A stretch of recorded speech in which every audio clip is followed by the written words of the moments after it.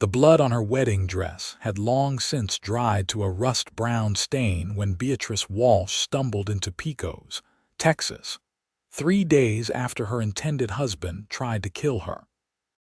She had no mirror to confirm what she already knew, that her face was a collection of bruises, her lips split, her left eye swollen nearly shut. The dress, once ivory satin purchased with her mother's funeral money, hung torn and filthy around her frame. Every step sent pain shooting through her ribs where Thomas had kicked her after she had refused to sign over her father's land. She had thought he loved her. She had been such a fool. The September sun beat down mercilessly as she made her way down the dusty main street of Pecos, a town barely clinging to existence in 1878. A few townspeople stared, but most looked away quickly, unwilling to involve themselves in what appeared to be someone else's trouble. Beatrice did not blame them. She understood that survival often meant turning a blind eye. Her legs gave out near the general store and she collapsed against a wooden post, sliding down until she sat in the dust. The world spun sickeningly. When had she last eaten? 2 days ago. 3. She had fled with nothing but the clothes on her back and the knowledge that if Thomas found her, he would finish what he had started. "Miss, you all right there?" The voice was deep, rough as gravel, and held a note of genuine concern that Beatrice had not heard in so long. It made her throat tighten. She tried to look up, but the sun was too bright, turning the figure above her into nothing more than a towering silhouette. "I am fine," she managed, though the words came out as barely more than a whisper. "You do not look fine." The man crouched down, and Beatrice finally got a proper look at him. He was massive, with shoulders that seemed as wide as a door frame and arms thick with muscle visible beneath his worn cotton shirt. His hair fell past his shoulders in dark waves, tied back loosely with a strip of leather. His face was weathered and tanned, with a strong jaw shadowed by several days' worth of beard. But it was his eyes that caught her, a startling green, filled with an unexpected gentleness. "What happened to you?" he asked quietly.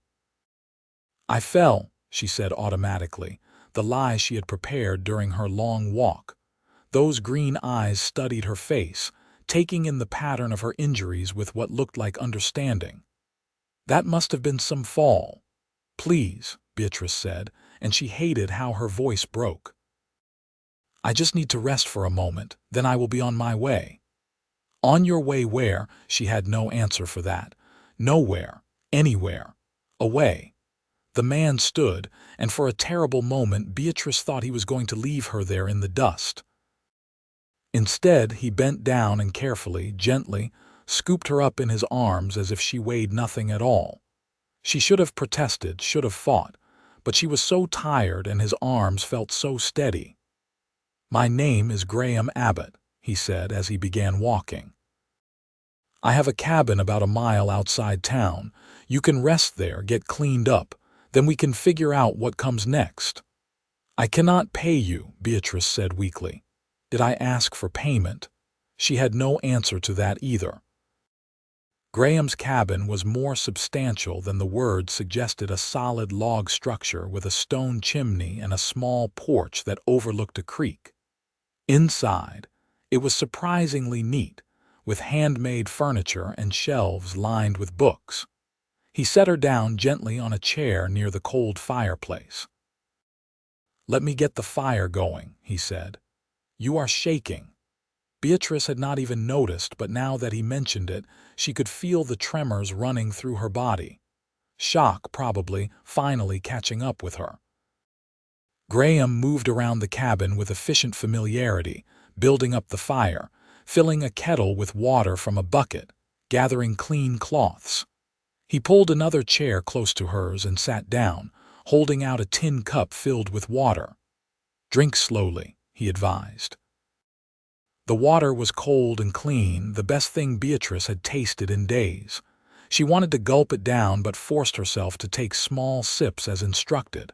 "Thank you," she managed. "You are welcome." He paused, then added, "I am not going to hurt you." Something about the way he said it, the quiet certainty in his voice, made Beatrice want to believe him. She nodded slightly. "Will you tell me your name?" Graham asked. "Beatrice Walsh." "It is nice to meet you, Beatrice Walsh, though I wish it were under better circumstances." He gestured toward her face. "I have some salve that might help with the bruising. May I?" The question surprised her. Thomas had never asked permission for anything. She nodded again, and Graham retrieved a small tin from a shelf. He opened it, releasing the scent of herbs, and dipped his fingers into the salve. "This might sting a little," he warned before gently applying it to her split lip. His touch was incredibly careful, his large hands moving with surprising delicacy. Beatrice found herself studying his face as he worked. There were lines around his eyes, marking him as somewhere in his early 30s. A thin scar cut through his left eyebrow. His expression was one of deep concentration, as if tending to her wounds was the most important task in the world. "There," he said finally, sitting back. "That should help some." "Why are you doing this?" The question burst out of her before she could stop it. Graham met her gaze steadily. "Because you need help and I can provide it. Does there need to be another reason?" In Beatrice's experience, there was always another reason. Men did not do things out of simple kindness, especially not for women they did not know. There was always a price to be paid eventually. As if reading her thoughts, Graham said, "I am going to make some food. While I do that, there is a room through that door with a bed. You should rest. The door has a lock on the inside." He stood and moved toward the stove, effectively ending the conversation. Beatrice sat for a moment longer, then slowly pushed herself to her feet. Every muscle ached. Every movement sent fresh pain through her body, but she made it to the room he had indicated. It was small but clean, with a narrow bed covered in what looked like a hand-sewn quilt. And just as he had said, the door had a bolt that could be secured from the inside. Beatrice locked it, collapsed onto the bed, and was asleep before she could form another thought. She woke to the smell of cooking meat and the low light of early evening filtering through the single window. For a disoriented moment, she could not remember where she was. Then it all came rushing back. Thomas, the flight, Pico's, Graham Abbott. Beatrice sat up slowly, taking inventory of her injuries. Everything still hurt, but the worst of the dizziness had passed. She stood and tested the door, finding it still locked. She had not dreamed that detail, at least. When she emerged from the room, Graham was at the stove, stirring something in a large pot. He looked up at her approach and gave a small nod. "You are awake. Good. This is almost ready." "How long did I sleep?" "Few hours. It is nearly sunset." He ladled stew into 2 bowls and brought them to the table. "Sit. Eat." The stew was simple but delicious: venison with potatoes, carrots, and onions in a rich broth. Beatrice ate slowly at first, then with increasing hunger as her stomach woke up.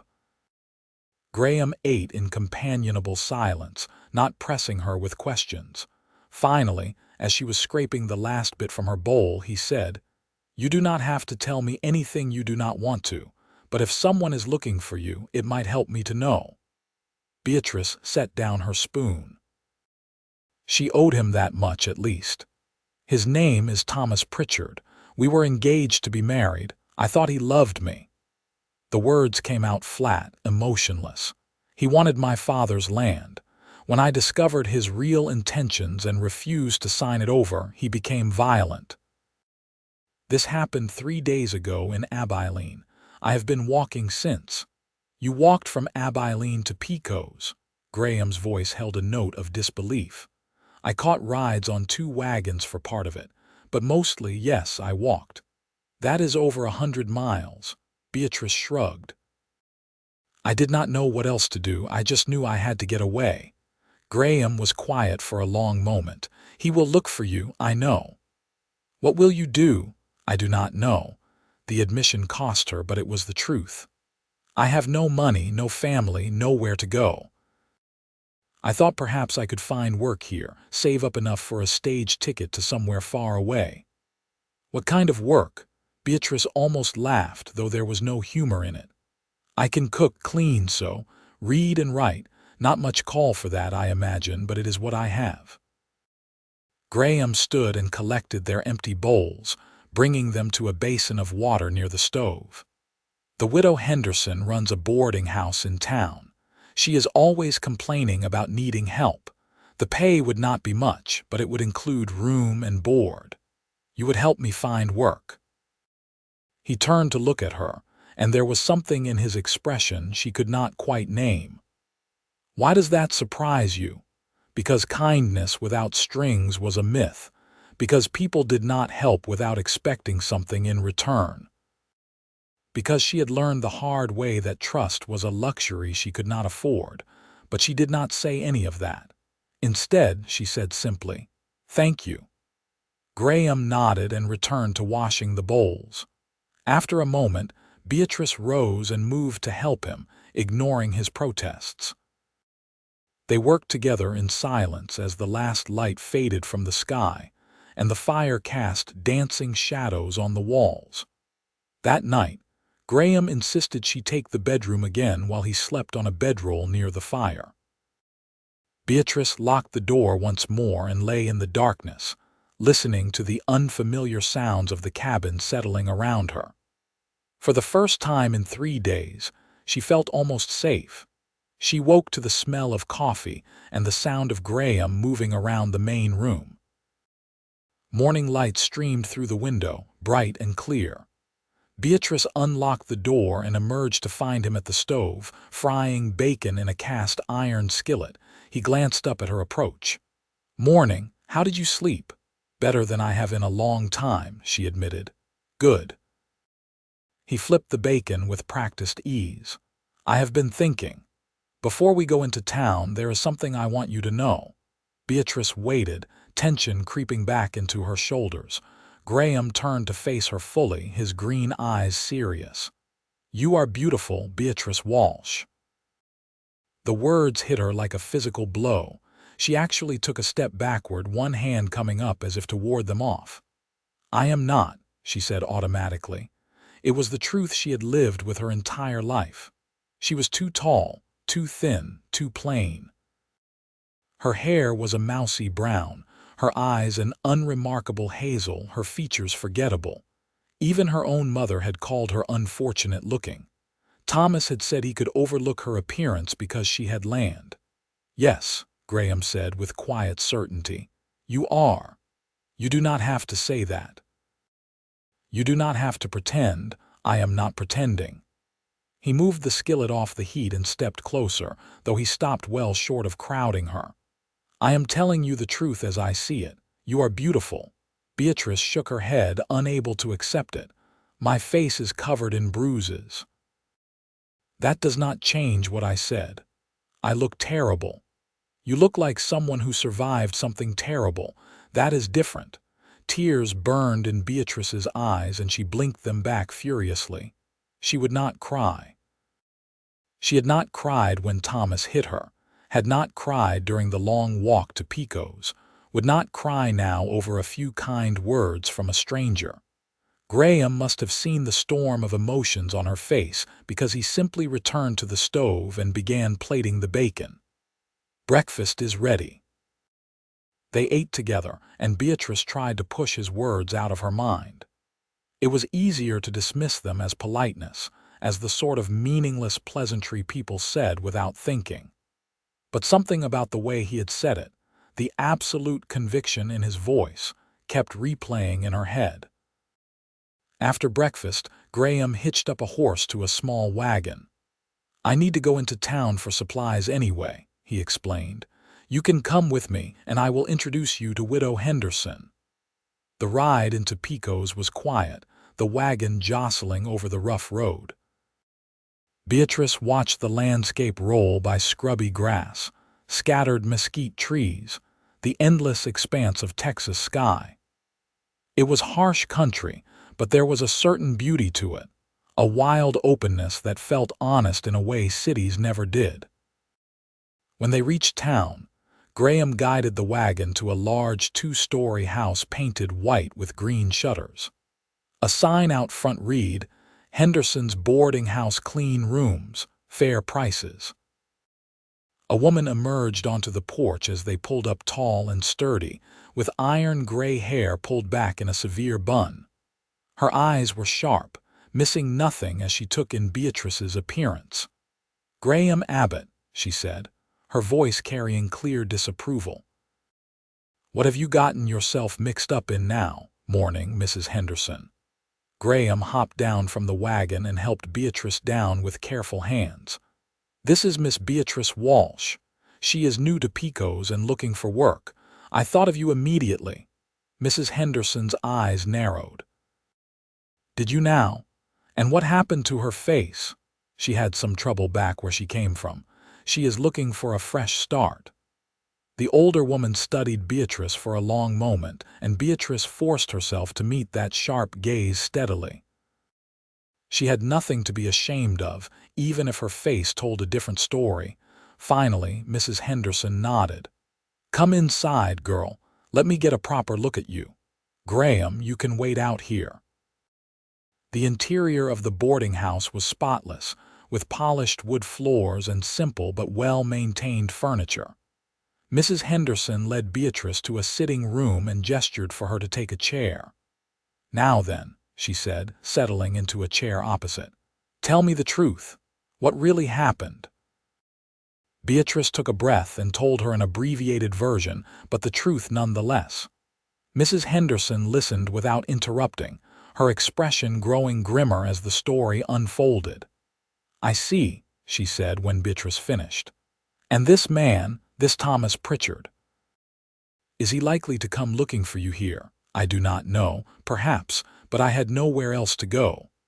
Mrs. Henderson was quiet for a moment, then stood decisively. "All right, here is what I can offer. I need help with the cooking, cleaning, and laundry. The work is hard and the hours long. You will get a small room under the eaves, 3 meals a day, and $2 a week. In exchange, I expect honesty, hard work, and no drama with my boarders. Do we have an understanding?" "Yes, madam," Beatrice said, relief flooding through her. "Thank you. Do not thank me yet. You have not done a day's work for me." But there was a hint of warmth in the older woman's eyes. "Can you start today?" "Yes, absolutely." "Good. Go tell Graham the news, then come back and I will show you to your room and get you started." Beatrice hurried back outside where Graham waited, leaning against the wagon. He straightened at her approach. "She gave me the job," Beatrice said, unable to keep the smile off her face despite how it pulled at her split lip. "I start today." Something that might have been relief crossed Graham's face. "That is good news." "Thank you," Beatrice said, "for everything. I do not know how I can repay. You do not owe me anything," Graham interrupted gently. "I am glad I could help."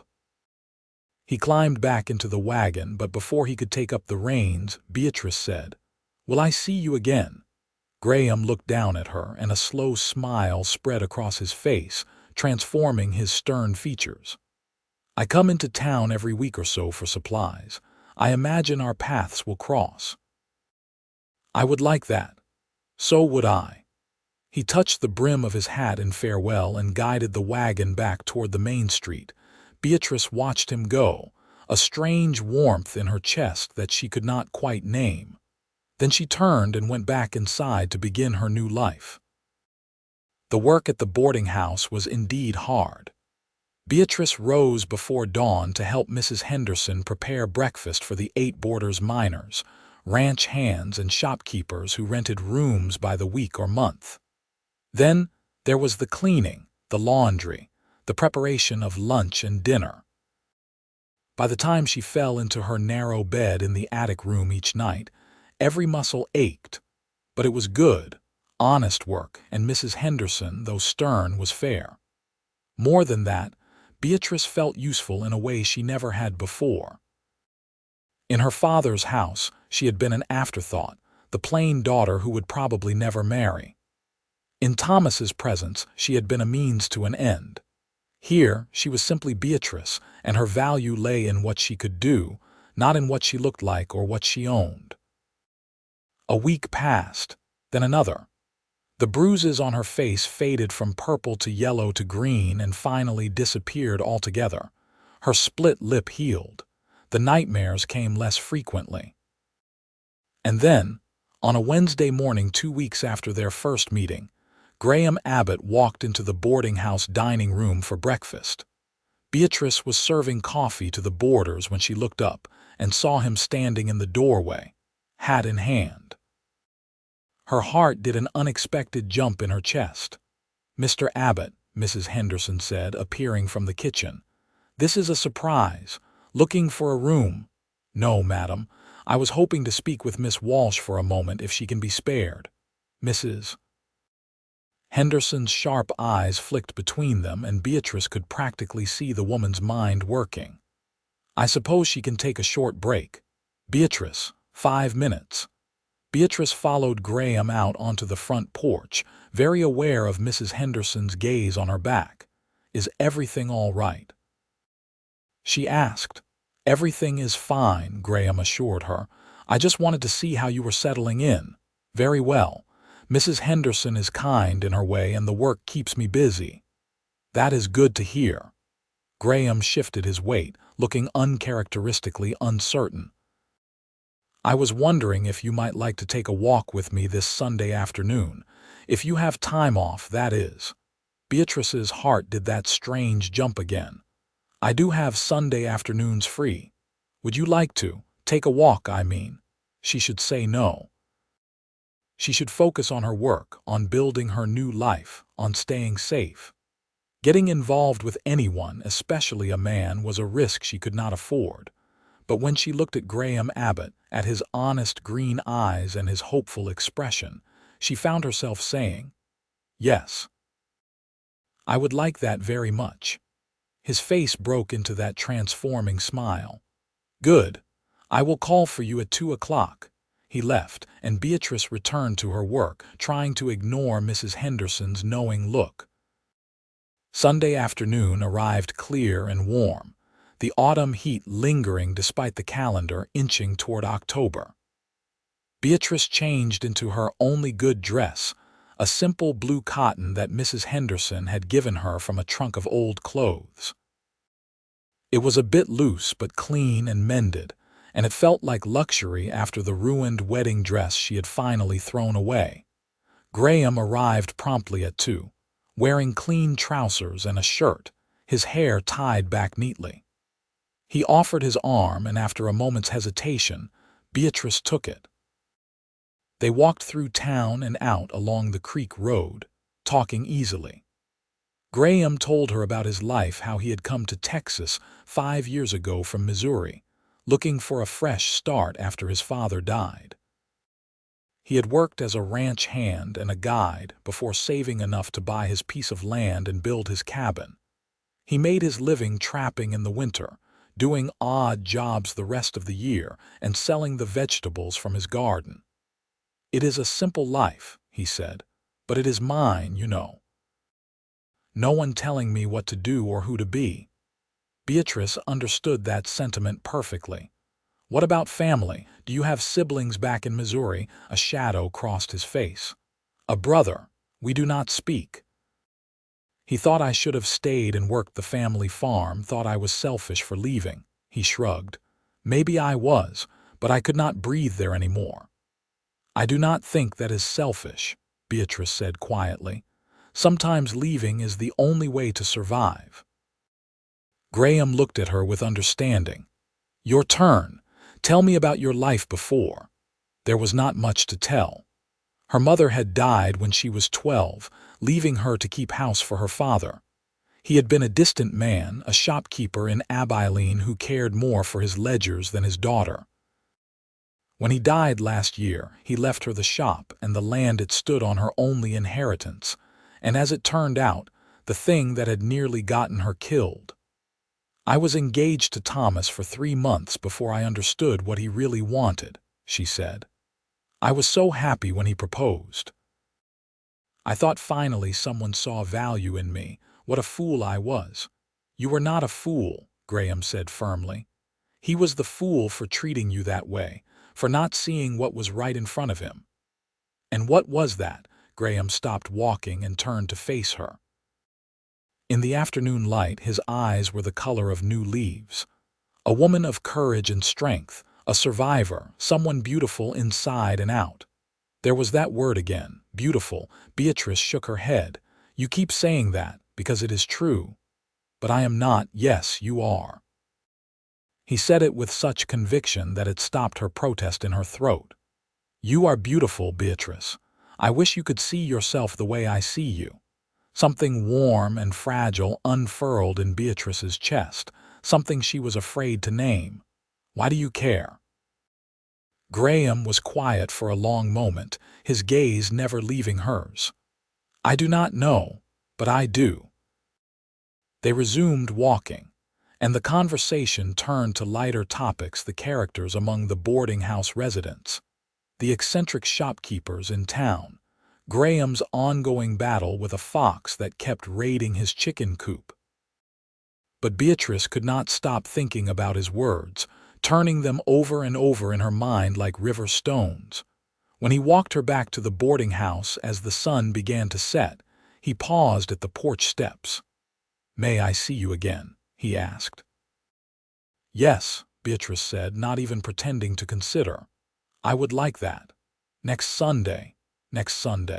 And so it became their routine. Every Sunday afternoon, Graham would arrive at 2 o'clock and they would walk together. Sometimes along the creek, sometimes out to see his cabin and the garden he was so proud of. They talked about everything and nothing, their pasts, their hopes, the small dramas of daily life. And every Sunday, at some point during their walk, Graham would tell her she was beautiful. At first, Beatrice protested every time. She could not help it. The words felt wrong, like a language she did not speak, but Graham never wavered, never let her deflection stand. Your smile lights up your whole face, he said one Sunday. I have never thought my smile was anything special, she replied. Then you have not been paying attention. Another week. The way you move has such grace to it. I am clumsy. I am always knocking things over. You are human. That is different from clumsy. And another. Did you know your eyes have gold flecks in them? I noticed it in the sunlight just now. They are just plain hazel. There is nothing plain about them. October gave way to November, and the relationship between them deepened. Graham began coming to the boarding house for dinner on weekday evenings, paying Mrs. Henderson for a meal so he could sit in the dining room and talk with Beatrice while she worked. The other boarders teased her about her mountain man, but it was good-natured, and Mrs. Henderson allowed it as long as the work got done. One evening, after the dinner dishes were washed and put away, Graham asked Beatrice to step outside with him. The November air was cool, hinting at the winter to come, and Beatrice wrapped her shawl tighter around her shoulders. I have something for you, Graham said, pulling a small cloth-wrapped bundle from his pocket. Beatrice unwrapped it carefully to find a carved wooden hair comb, the handle shaped like a bird in flight. It was beautiful, the craftsmanship exquisite. Graham, this is lovely. Did you make it? He nodded, looking almost embarrassed. I have been working on it for a few weeks. I thought you might like it. I love it.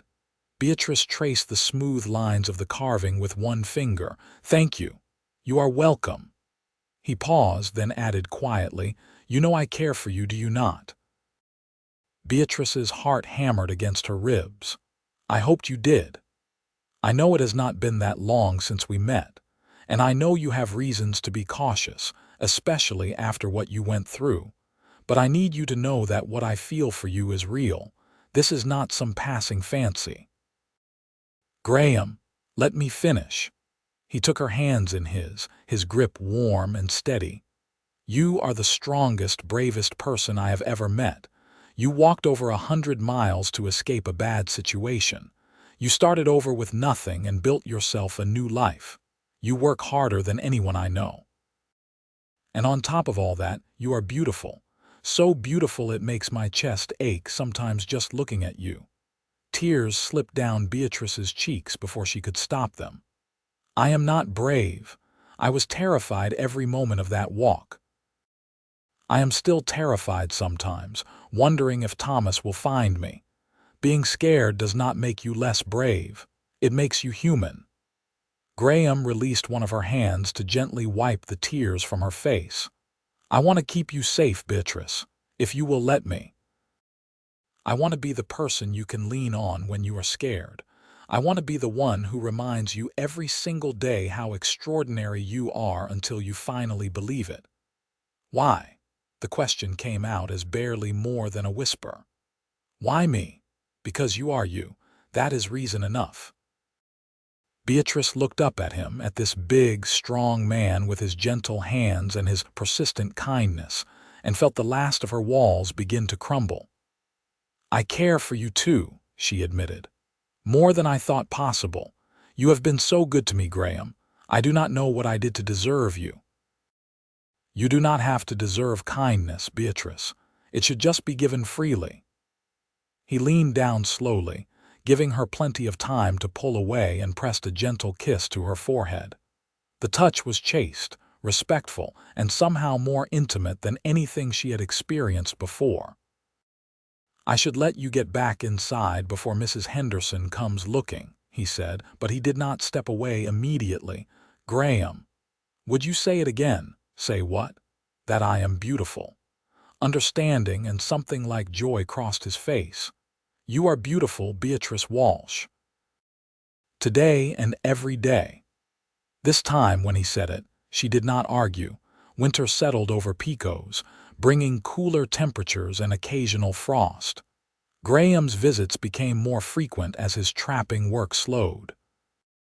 He and Beatrice would sit in the boarding house kitchen after dinner, talking while she mended clothes or prepared ingredients for the next day's meals. And every morning when he arrived, before he said anything else, he would tell her she was beautiful. "Good morning, beautiful," became his standard greeting. At first, Beatrice would blush and look away. Then she started smiling when he said it. And finally, one morning in early December, she looked him straight in the eye and said, "Good morning to you too." The look of triumph on his face made her laugh. "You are starting to believe me," he said. "Maybe I am," she admitted. "It is hard not to when you are so persistent. I can be even more persistent if needed." "I believe you." Christmas approached and Mrs. Henderson decided to host a special dinner for the boarders. Beatrice worked for days preparing food, baking pies and cookies, helping to decorate the dining room with evergreen boughs and candles. On Christmas Eve, Graham arrived at the boarding house dressed in his best clothes, carrying a package wrapped in brown paper and string. He gave it to Beatrice after dinner, when the other boarders had retired to the sitting room. Inside was a beautiful shawl, soft wool in a deep green color that matched his eyes. "Graham, this is too much," Beatrice protested, even as she ran her hands over the soft fabric. "Nothing is too much for you." He helped her drape it around her shoulders. "Do you like it?" "I love it." "But I did not get you anything. You have given me more than you know," Graham interrupted. "This year has been the happiest of my life, and that is because of you." Beatrice looked up at him, at this man who had shown her what kindness looked like, what respect meant, what it felt like to be cherished. "I love you," she said, the words tumbling out before she could second-guess them. "I am in love with you, Graham Abbott." His smile was like the sun breaking through clouds. "I love you too, Beatrice. I have for weeks now." He kissed her then, properly this time, his lips warm and gentle against hers. Beatrice kissed him back, pouring all her feelings into it, her gratitude, her hope, her love. When they broke apart, both breathing hard, Graham rested his forehead against hers. "Marry me," he whispered. Beatrice went still. "What? Marry me, be my wife. Let me spend the rest of my life reminding you how extraordinary you are." Fear spiked through her. "Graham, I cannot. I was engaged before, and look how that turned out. What if I am not Thomas?" Graham said firmly. "I will never hurt you, Beatrice. I will never try to control you or use you. I love you for who you are, not for what you can give me. But we have only known each other a few months. I knew I loved you after 2 weeks. The rest has just been proving it to you." He pulled back slightly so he could meet her eyes. "I am not asking you to say yes right this moment. Think about it. Take all the time you need. But know that I am not going anywhere. Whether you marry me tomorrow or a year from now or never, I will still be here loving you." Beatrice's hands were shaking. "You mean that?" Every word. She thought about these past months, how Graham had never pushed her, never demanded anything, never made her feel like she owed him. How he had been patient with her fears, gentle with her wounds, constant in his affection. How every single morning he told her she was beautiful, and how she had slowly, gradually begun to believe him. She thought about spending the rest of her life with this man. Waking up to his smile, going to sleep in his arms, building something together, something real and lasting. "Yes," she heard herself say. "Yes, I will marry you." The joy on Graham's face was incandescent. He picked her up and spun her around, laughing, and Beatrice found herself laughing too, giddy with happiness and relief and love. Mrs. Henderson appeared in the doorway, drawn by the noise. "What on earth is going on in here?" "We are getting married," Graham announced, still holding Beatrice. She said yes. The older woman's stern expression softened into something almost like a smile. "Well, it is about time. I was wondering how long you were going to dance around each other." She pointed at Graham. "You had better treat her right, young man." "I intend to treat her like the treasure she is," Graham said solemnly. "See that you do."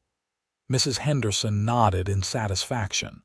"Beatrice, you have my blessing, and you can both stop looking so worried about me being upset. I have eyes in my head. I have seen this coming since September." They were married in January of 1879 in a simple ceremony at the small church in Pecos. Mrs. Henderson stood up for Beatrice, and the local blacksmith stood up for Graham. Beatrice wore a new dress, a soft gray wool that Mrs. Henderson and the other boarders had pitched in to buy as a wedding present. When the preacher asked if Graham would take Beatrice as his wife, he said, "I do," with such conviction that several people in the small congregation smiled. And when Beatrice said her own vows, looking up at the man who had saved her in more ways than one, she meant every word. Afterward, there was a simple reception at the boarding house. The boarders toasted the couple with apple cider, and Mrs. Henderson had made a beautiful cake. As the afternoon sun slanted through the windows, Graham pulled Beatrice aside. "Ready to go home, Mrs. Abbott?" he asked. Mrs. Abbott. She was Mrs. Abbott now. The name felt strange and wonderful all at once. "Yes," she said. "I am ready." They said their goodbyes and rode out to Graham's cabin in the wagon. Their cabin now, Beatrice corrected herself. Their home. Graham carried her over the threshold, both of them laughing, and set her down gently in the main room. A fire crackled in the fireplace, which Graham must have arranged earlier. The cabin felt warm and welcoming, nothing like the cold house she had grown up in or the prison Thomas's home would have become. "Happy?" Graham asked, wrapping his arms around her from behind. Beatrice leaned back against his solid warmth. "Happier than I ever thought possible. Good, that is my goal in life now, keeping you happy." She turned in his arms to face him. "You know what I realized today?" "What is that?" "When I look in the mirror now, I see what you see. I see someone strong, someone who survived, someone beautiful." Graham's eyes went suspiciously bright. "Beatrice, you did that," she continued. You said it every single day until I believed it, until I could see myself the way you see me. That is the greatest gift anyone has ever given me." "You are beautiful," Graham said, his voice rough with emotion. "You always were. I just helped you see the truth. I love you. I love you too, today and every day for the rest of our lives." He kissed her then, and Beatrice kissed him back with all the love and trust she had learned to feel. Outside, the Texas wind whispered through the mesquite trees. Inside, two people who had both been looking for a place to belong had finally found it in each other. The years that followed were good ones. Graham continued his trapping and odd jobs, and Beatrice kept a garden that became the envy of the territory. She also took in sewing work, discovering she had a talent for it. Their combined income was modest but enough. They fell into an easy rhythm, learning each other's habits and quirks. Graham was an early riser who liked his coffee strong and his mornings quiet. Beatrice was more talkative in the evenings, coming alive as the sun set. He was neat and organized. She was more scattered, leaving books and sewing projects in every room. He had a quick temper that flared bright and burned out fast. She was slow to anger but held grudges. But they learned to navigate these differences with humor and love. And every single morning, without fail, Graham would tell Beatrice she was beautiful. "Good morning, beautiful," he would say, kissing her forehead. And every morning she would smile and kiss him back and say, "Good morning to you too, handsome." In the summer of 1879, Beatrice missed her monthly courses. She waited a month to be sure, then another, before finally telling Graham. "I think I am with child," she said one evening as they sat on the porch watching the sunset. Graham went very still. "Are you certain?" "As certain as I can be without seeing a doctor." He turned to her, and the expression on his face was one of such pure joy that it took her breath away. "We are going to have a baby." "We are going to have a baby," Beatrice confirmed, and suddenly it felt real in a way it had not before. Graham pulled her into his arms, holding her carefully as if she might break. "You are going to be an amazing mother." "How do you know?" "Because you are an amazing everything else."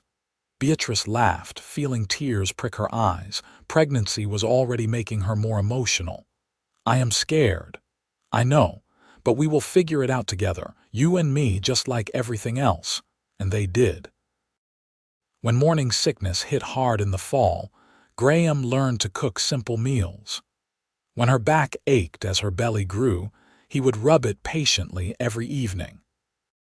When she woke from nightmares about Thomas finding them, about something happening to the baby, he would hold her and remind her that she was safe, that they were safe. Dr. Morrison, the circuit doctor who passed through Pecos every few weeks, examined Beatrice in December and pronounced both her and the baby healthy. "Due in late February or early March," he told them. "Everything looks good. Just take it easy in these last months."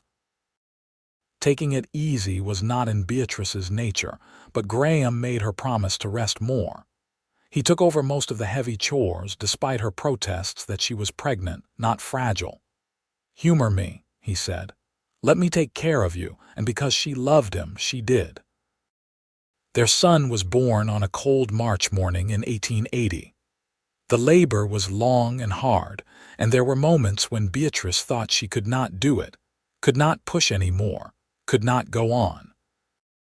But Graham was there the whole time, holding her hand, wiping her brow, telling her how strong she was, how beautiful, how much he loved her. And Mrs. Henderson, who had experience with births, talked her through each contraction with calm authority. When the baby finally came, his cry filling the cabin, Beatrice collapsed back against the pillows, exhausted and elated in equal measure. "A boy," Mrs. Henderson announced, wrapping the squirming infant in a clean cloth. "A healthy boy." She placed him in Beatrice's arms, and Beatrice looked down at her son, red-faced and wrinkled, with a shock of dark hair and furious fists waving in the air, and fell completely in love. "He is perfect," she whispered. "He is," Graham agreed, his voice thick. He reached out to touch the baby's tiny hand, and the infant's fingers wrapped around his father's finger instinctively. What should we name him? They had discussed names for months but never settled on one. Now, looking at her son, Beatrice said, James Graham Abbott." Graham's eyes went bright with unshed tears. "After my father. He would have been proud to have a grandson named after him." "I hope so." Graham leaned down to kiss Beatrice's forehead. "You were amazing, so strong and brave." "I did not feel brave. You never do, but you always are, Mrs. Henderson cleared her throat. "I will leave you three alone for a bit. But Beatrice, you need to rest. That was hard work you just did." After she left, Graham climbed onto the bed next to Beatrice, careful not to jostle her. They sat together, watching their son sleep, marveling at his tiny fingers and toes. "We made a person," Beatrice said wonderingly. "An entire human being." "We did." Graham wrapped an arm around her shoulders. "You are even more beautiful now than the first day I met you, did you know that?" Beatrice looked up at him. "Even covered in sweat and exhausted, especially then. You just gave birth to our son. You are a warrior." She leaned against him, feeling the truth of his words settle into her bones. She was strong, she was brave, she was beautiful. And she finally, completely believed it. The years passed quickly after that, filled with the busy chaos of raising a child. James was a good baby who grew into an active toddler with his father's green eyes and his mother's determined chin.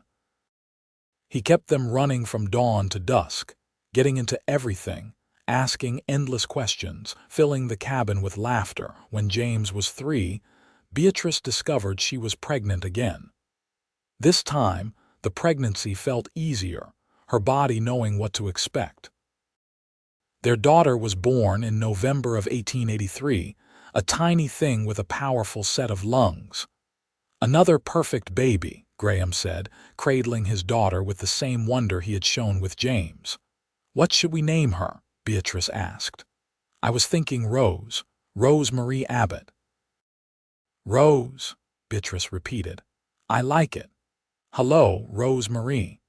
James was initially skeptical of his new sister, but he warmed up to her quickly, especially once he realized she thought he was the most fascinating person in the world. Life settled into a new rhythm with 2 children. The cabin felt full in the best possible way, full of noise and life and love. Graham built an addition to give the children their own room. Beatrice's sewing business grew as her reputation spread. They were not wealthy, but they were comfortable. And still, every morning, Graham would tell Beatrice she was beautiful. "Good morning, beautiful," he would say, even when she had been up all night with a sick child and her hair was a mess. "Good morning, handsome," she would reply, even when he came in muddy from checking his trap line. It became their ritual, the thread that connected them through all the days and years. One morning in the summer of 1885, Beatrice woke to find Graham sitting on the edge of the bed, just watching her with an expression of such love it made her catch her breath.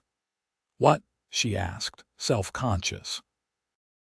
"I was just thinking about the day I found you in Pecos," he said. 7 years ago now.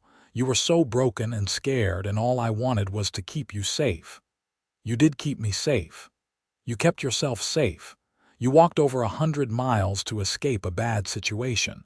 You started over with nothing. All I did was remind you of what you already were: strong and capable and beautiful." Beatrice sat up and took his hand. "You did more than that. You gave me a home, a family, a life I never thought I could have. You taught me to see myself differently." "You taught me too," Graham said. "You taught me that the right person makes everything better. That love is not about grand gestures, but about showing up every day and choosing each other. We have a good life, do we not? The best life. From the other room came the sound of James and Rose starting to stir. In a moment, the house would erupt into the cheerful chaos of morning children needing breakfast, chores to be done. A full day ahead, but for this moment, it was just the two of them, and Graham leaned in to kiss his wife. "You are beautiful, Beatrice Abbott," he said against her lips. "I know," she said, and felt the truth of it all the way to her bones. "I finally know." More years passed, each one adding depth to their story. They weathered droughts and harsh winters, lean times and better ones. They raised their children with love and patience, teaching James to be kind and Rose to be strong. Thomas Pritchard never came to Pecos. Beatrice did not know if he had given up the search or simply never thought to look so far south. She tried not to wonder, tried not to let old fears intrude on her hard-won happiness. On her 30th birthday in 1888, Graham surprised her with a party. He had conspired with Mrs. Henderson and half the town, and when Beatrice walked into the boarding house for what she thought was a simple dinner, she found the dining room packed with friends. "Happy birthday," Graham said, grinning at her shock. It was a wonderful evening filled with food and laughter and good company. But the best part came later when they had returned home and put the children to bed. Graham presented her with a small wooden box. Inside was a locket on a gold chain, delicate and beautiful. "Open it," he urged. Inside the locket were two tiny photographs, James and Rose, solemn-faced in their best clothes. "Graham, this is beautiful. When did you have these made?" "Last month when the photographer came through. I wanted you to have something to carry them with you always." Beatrice's eyes filled with tears. "Help me put it on." He fastened the chain around her neck, and she touched the locket resting against her heart. "Thank you." "There is something else," Graham said. He took her hands in his. "I have been thinking about what I want to say to you, and I keep coming back to the same thing. So here it is. Beatrice, you are the best thing that ever happened to me. The best decision I ever made was helping you that day in Pecos. The best moment of my life was when you agreed to marry me. And every day since has just been proof that I was right. You are beautiful and strong and brave and kind. You are an incredible mother and an amazing wife. I love you more today than I did yesterday, and I will love you even more tomorrow. That is my promise to you." "Graham Abbott, you are going to make me cry on my birthday," Beatrice said, wiping at her eyes. "Is that such a bad thing? I suppose not." She reached up to cup his face in her hands. "I love you too, so much. Thank you for never giving up on me. Thank you for seeing me when I could not see myself. You are easy to see," Graham said. "You shine." And when he kissed her, Beatrice felt that shine all the way through. James grew into a serious boy who loved books and learning. When he was 10, they sent him to the school in Pecos, and he thrived there. Rose was more like her father, practical and outdoorsy, happiest when she was helping Graham with the animals or exploring the creek. In 1891, when James was 11 and Rose was 7, Beatrice discovered she was pregnant again. It was a surprise, as they had assumed their family was complete. "One more," Graham said, his hand on her still flat stomach. "One more blessing." Their second daughter, Clara Jane, was born in early 1892. She had Beatrice's hazel eyes and a sweet temperament that made her easy to love. James and Rose doted on their baby sister, and the cabin rang with even more laughter. Beatrice sometimes thought about her younger self, the broken girl who had stumbled into Pecos with nothing but bruises and fear. She seemed like a different person now, that girl. Or maybe she was the same person, just given the chance to bloom. Graham never stopped his morning ritual. Even after 15 years of marriage, even with 3 children and busy lives, he still told her every single morning that she was beautiful. "You ever get tired of saying it?" Beatrice asked him once. "You ever get tired of breathing?" he countered. "It is just part of what I do. Part of who I am. The man who loves Beatrice Abbott and makes sure she knows it. I definitely know it. Good, but I am not taking any chances. I will keep saying it for the next 50 years just to be sure. 50 years, at least. Maybe 100. Beatrice laughed and kissed him. "I look forward to every single one of them." Time continued its steady march. James left for university in Austin at 17, planning to study law. Rose announced at 14 that she wanted to be a veterinarian, inspired by the circuit vet who visited Picos. Clara was still young, dreaming of being a teacher one day. Graham's hair started to show gray at the temples. Lines deepened around Beatrice's eyes. But when they looked at each other, they still saw the same people who had fallen in love all those years ago. On their 20th wedding anniversary in 1899, Graham and Beatrice took a rare day away from the children and responsibilities. They rode out to a spot along the creek where they had walked on one of their first Sunday afternoons together. 20 years, Beatrice marveled, sitting on a sun-warmed rock. "It feels like both forever and no time at all." "I know what you mean." Graham settled beside her. "Sometimes I still cannot believe you said yes when I asked you to marry me. I almost did not. I know, you were terrified." "I was," Beatrice agreed. "But you made me feel safe. You made me believe I deserved good things. You changed my life, Graham." "We changed each other's lives," he corrected. "I was just existing before I met you, going through the motions. You gave me purpose, a reason to be better." Beatrice leaned against his shoulder.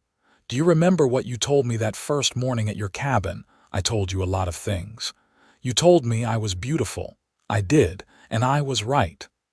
I did not believe you, I know. That was the hardest part, watching you not see what was so clear to me. But you kept saying it," Beatrice continued. "Every single morning, even when I argued, even when I tried to deflect, you just kept telling me over and over until finally it sank in." Graham pulled back to look at her. "When did you start believing it?" Beatrice thought about it. "I do not think there was a single moment. It was more gradual, like the sun coming up. Little by little, your words worked their way into my heart until one day I realized I believed them. I looked in the mirror and saw what you saw." "And what do you see now when you look in the mirror?" "I see a woman who is loved," Beatrice said simply. "A woman who is strong. A woman who survived terrible things and built a beautiful life anyway. I see a mother and a wife and a friend. I see someone beautiful inside and out." Graham's eyes were suspiciously bright. "That is exactly what I see too. Thank you," Beatrice whispered, "for never giving up on me, for loving me even when I could not love myself, for giving me this life. Thank you for letting me love you, for trusting me with your heart. For saying yes 20 years ago." He kissed her forehead. "You are beautiful, Beatrice Abbott, I know," she said, smiling. "I really know."